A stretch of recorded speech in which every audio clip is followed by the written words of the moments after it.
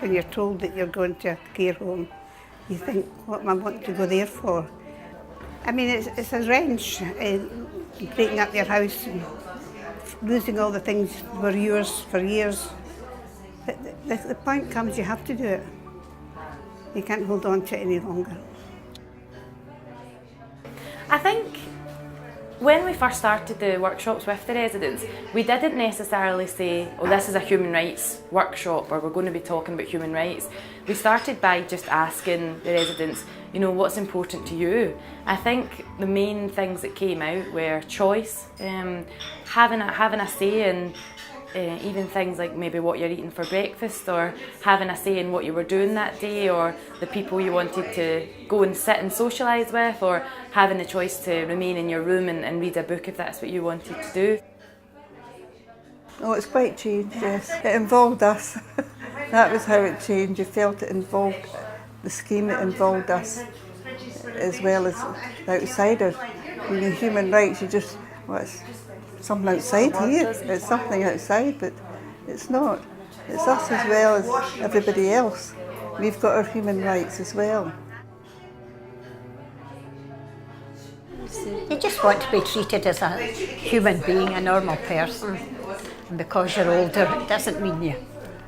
We've had two girls doing Duke of Edinburgh Awards 14, and they're so surprised. And they said they'll never look at an old person again without realising they've had a life. I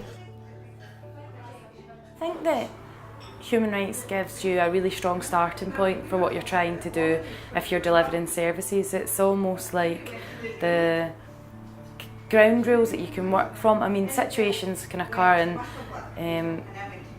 and if a staff member maybe feels like they don't quite know how to address that or where to start with resolving that issue, then going back to human rights principles and thinking about those and thinking about, okay, what's important to the person here, you know, have we made sure that the person's entitled to, they've been heard and they've made their own independent choice, and if all those things are there, then you kind of know that you're doing things the right way. We've got the invitation to go to the Hilton to see what they wanted to do and asked us about how the care home was taking care of us. Well, they wanted to know if we were happy in your care home and if we were well taken care of, and if we had days out, we weren't just sitting there looking at the four walls. Well, as I said, I'm in the care home, and the things you value most is doing what you want to do without having to ask too many questions. The staff there are excellent. You couldn't, anything you want, they consider what you're saying and they'll give you an answer.